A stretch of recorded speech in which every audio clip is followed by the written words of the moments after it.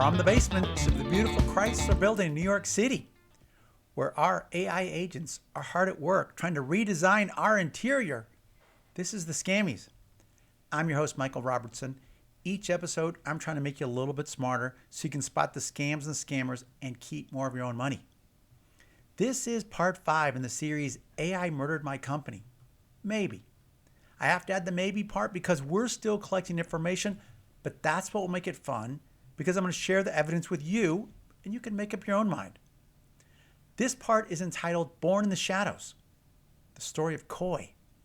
You might want to watch previous episodes for the full context. Now, our story starts deep inside the Iranian Natanz facility, where nuclear engineers were baffled. They had installed thousands of costly centrifuges that they needed to run for years to enrich enough uranium to make a nuclear weapon. To achieve this, the centrifuges spin at an astounding 50 to 70,000 revolutions per minute. They must remain perfectly balanced to microscopic tolerances, only that wasn't what was happening. The equipment would speed up, then stop, then speed up, all unexpectedly, putting enormous stress on this delicate equipment until the centrifuges would destroy themselves. First, they assumed it was manufacturing defects. They replaced the equipment, same failures happened again. Then they suspected maintenance problems or operator error. Still happened. No matter what steps they took, the centrifuges destroyed themselves. What confounded the engineers is that all the readings on the many gauges were entirely normal. Yet the problems happened repeatedly for an astonishing 3 years, massively setting back their nuclear efforts. The Iranian engineers were baffled until a Belarus security firm discovered a devastatingly cunning software virus that they publicly reported. They called it Stuxnet, and it was designed from the outset with one target in mind, the Natanz Iranian nuclear facility, which was extra challenging for a computer virus because it was air-gapped, meaning the facility was not connected to the internet. So any virus built would have to jump from a USB flash drive to a PC. Then what they did is they planted that virus on someone who worked at the facility that they suspected would plug in a USB drive. Once they did, it infiltrated the PCs which ran the facility. Then the software would send destructive commands to the centrifuges while simultaneously feeding the gauges data that made everything appear normal to avoid detection. It was brilliant and perhaps the first instance of digital warfare. It was clearly the most sophisticated. It was reportedly a joint American-Israeli espionage effort. To pull it off, the American CIA worked with Israel's legendary Unit 8200. You probably never heard of Unit 8200. It's a secretive part of Israel's defense forces, the IDF. The IDF had a dedicated military intelligence directorate for carrying out clandestine operations since its founding in 1948. This was Unit 8200, and it had morphed into an elite cyber military organization which didn't just collect data, but used their technical prowess as advanced weaponry. Now, Unit 8200 recruited mostly young people in their late teens and early 20s, identified from highly competitive school programs as promising engineering talent.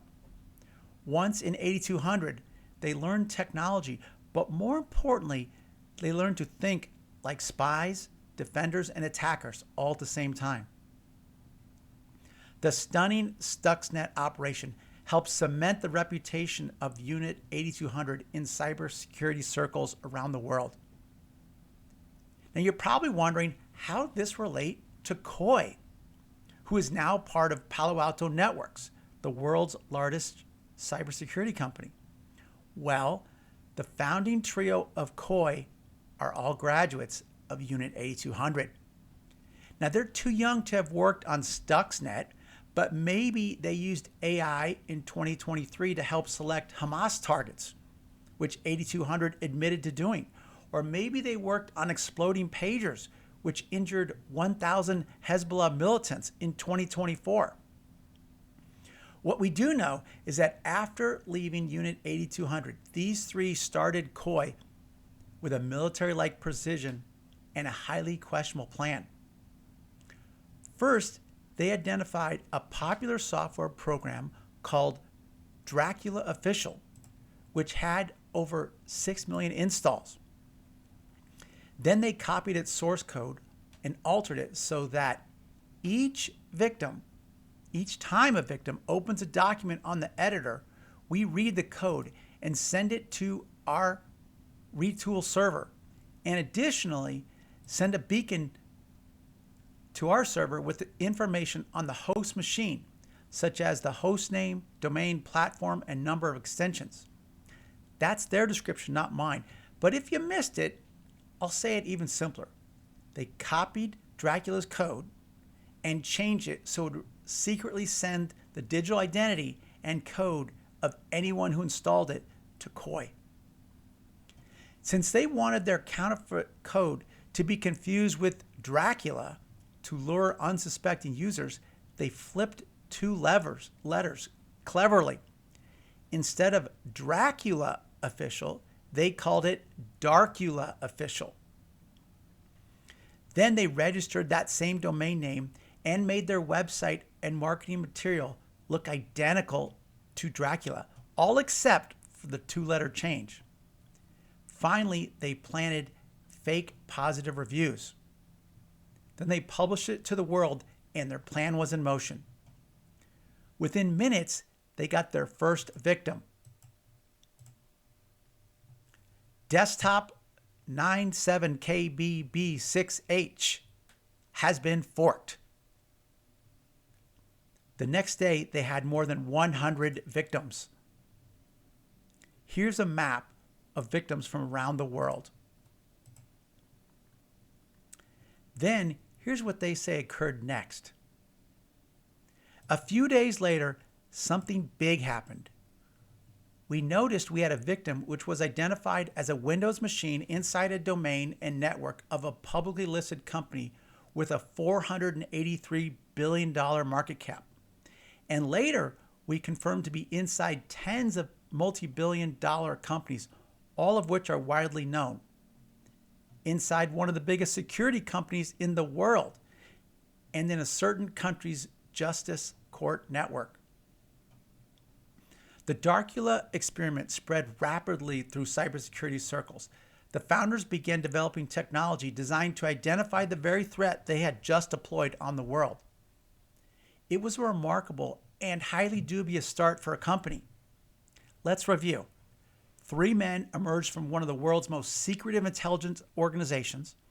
They devised a scheme to take somebody else's software and online likeness, change their legitimate software so that it would steal other people's source code. They published that software, tricking people into installing it. They got hundreds of victims. Then they told those victims they were vulnerable and needed to pay them for security software. Now remember, COI is the company that accused my company, Meeting TV, of, quote, corporate espionage. Just wow. Nevertheless, investors love this story. In less than a year, COI raised a whopping $48 million in venture capital funding, becoming one of the fastest rising startups in cybersecurity history.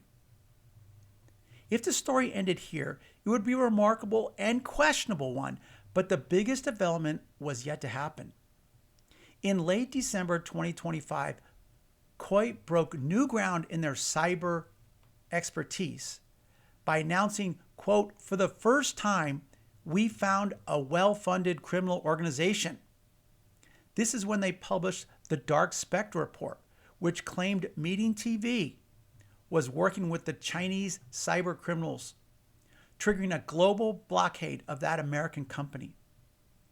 But it's what happened just a couple weeks before that which would change the entire trajectory of COI and might just shed a whole new light on the Dark Spectre report. This is because the most powerful man in the cybersecurity world would visit Tel Aviv and stop by the Koi offices. I'll tell you who it was and all about it in the next episode entitled The King Visits Tel Aviv. Click subscribe or follow to be alerted when the next episode drops. Thanks for watching.